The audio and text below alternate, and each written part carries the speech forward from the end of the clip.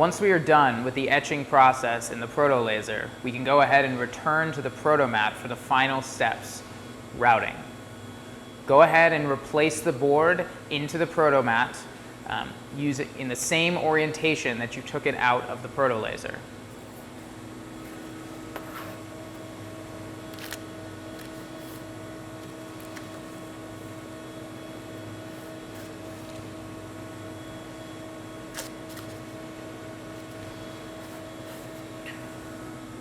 Remember, use as much tape as you feel necessary to hold the board in place.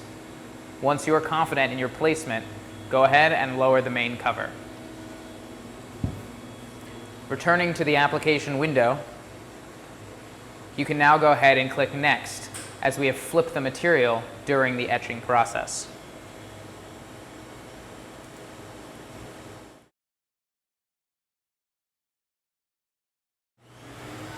The next steps, the tool will locate and find the fiducials to realign the design with your placement of the substrate in the tool itself.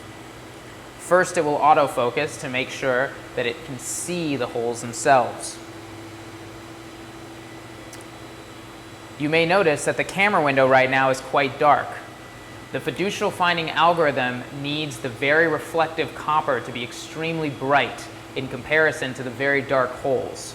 So we'll go ahead and up the brightness under Head Actions.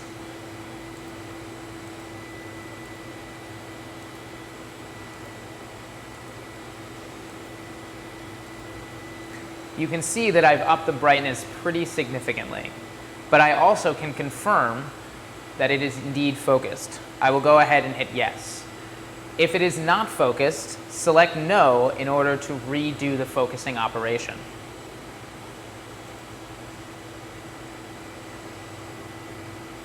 It will now do a spiral search to locate the fiducials.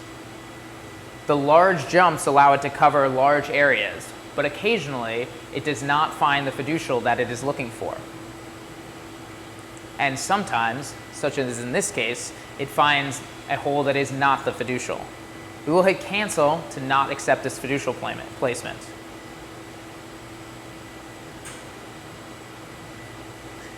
The machine does occasionally struggle with finding the fiducials post-etch, as the etch can be quite dark and ruin its circular algorithms.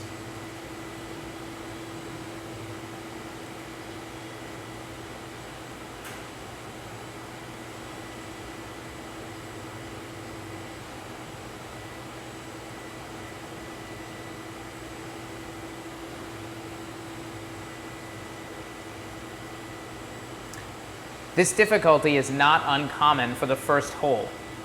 Unlike in the ProtoLaser, the ProtoMat does not allow you to do a second placement step after flipping the material. So it is hoping that you have flipped it exactly accurately, which is unlikely.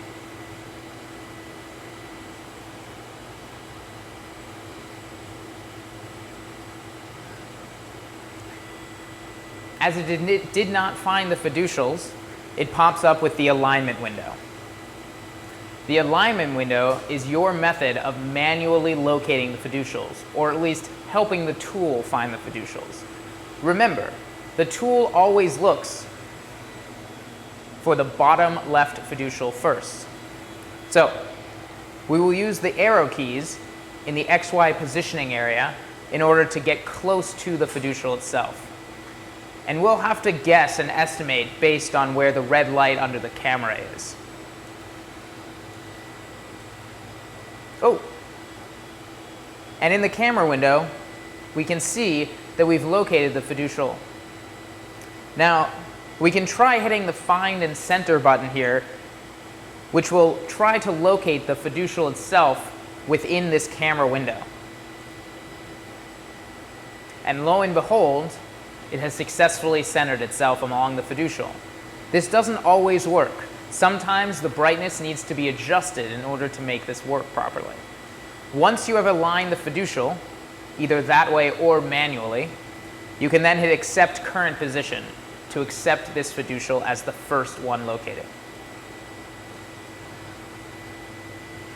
Next, it will locate the other 3 fiducials.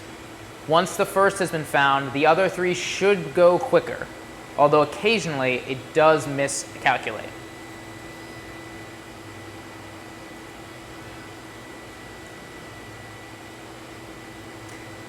The 4th fiducial should be very much on point every time in order to guarantee correct placement. This one was correct, so we can go ahead and click OK, and then the board will be routed.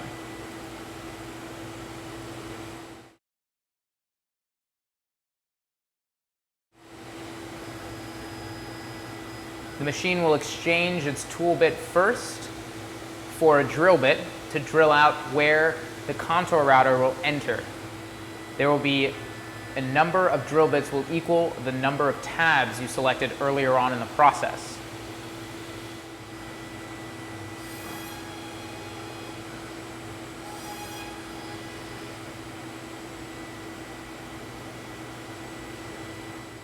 Next, it will pick up the contour routing bit, 2 millimeters in diameter, and then it will route the remainder of the board.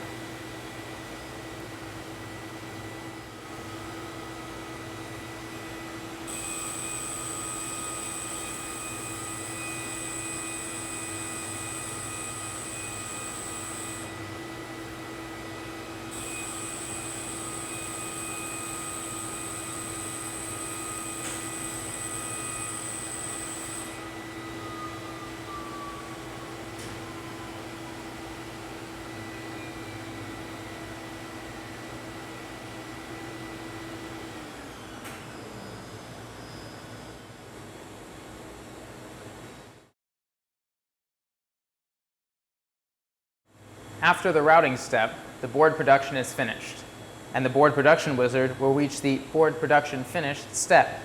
Go ahead and click Finish, and then you may remove the substrate from the tool. Lift the main cover and release it from the tape. You may leave the tape on the tool for the next person to use if it is still adequate. Otherwise, please throw it away in the trash can nearby.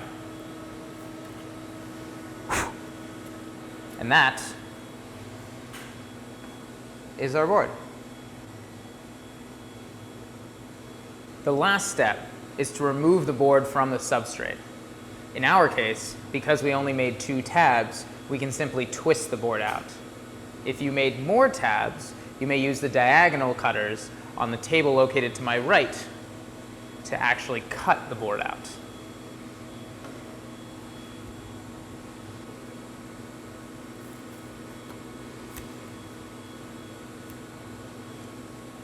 And that is the final product.